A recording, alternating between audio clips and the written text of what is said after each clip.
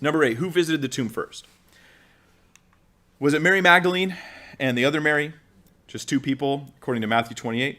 Now after the Sabbath, as the first day of the week began to dawn, Mary Magdalene and the other Mary came to see the tomb. Or was it both of them and Salome? And then we have 3 people. So Mary Magdalene, Mary the mother of James, and Salome. And they brought spices. Or was it Mary Magdalene, Joanna, Mary the mother of James, and the other women with them, who told these things, at least 5? Or, John 20, verse 1, now the first day of the week, Mary Magdalene went to the tomb early. So was it only Mary? Just one person. The solution is this. All of the above is true. All of the above is true. How so? Well, though the infidels.org website, it says, quote, and I put it in quotes, this is Mary Magdalene only, referencing John 20, verse 1. That's not what the passage says. The word only, or just, or merely, or alone, it's not in the passage anywhere. It just says Mary Magdalene went to the tomb. In fact, her name is listed first in pretty much all of the passages. So she seems to be the most memorable person on the trip, on the journey. And so he mentions her. And then other ones mention other ones.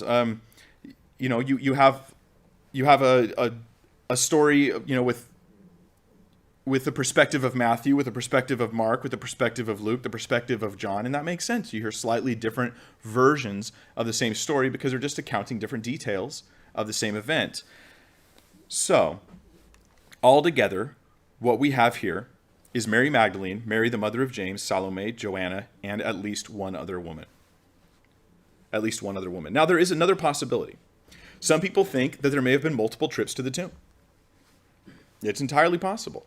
I want you to teleport yourself back in time for a second in your mind. Imagine you're there, you're grieving, you know Jesus has been crucified, you feel as though your hope is lost. And then, you go to the tomb to visit the tomb and you see that it's empty. The stone is rolled away.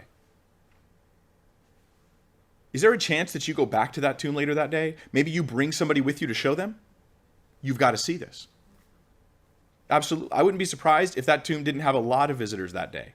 And for several days coming at that point. I wouldn't be surprised at all if it became sort of a site that was visited. So these are all very possible explanations for this. This is not what you call a contradiction. A contradiction would be if John said, Mary Magdalene never went to the tomb. And the other ones say she did go to the tomb. That would be an actual contradiction.